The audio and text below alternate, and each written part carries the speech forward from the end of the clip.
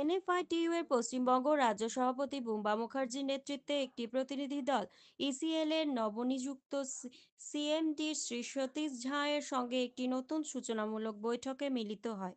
বৈঠকে শ্রমিকদের স্বার্থ ও খনি এলাকার উন্নয়ন সংক্রান্ত একাধিক গুরুত্বপূর্ণ বিষয় নিয়ে বিস্তারিত আলোচনা হয়।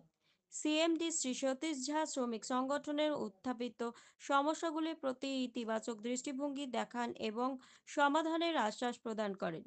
এই আলোচনায় উপস্থিত ছিলেন আরসিএমসি এর সাধারণ সম্পাদক ডিজে মিশ্র, এনএফআইটিইউ সোদপুর অঞ্চলের সভাপতি ধীরাজ গিরি এবং প্রাক্তন কাউন্সিলর অভিজিৎ আচার্য।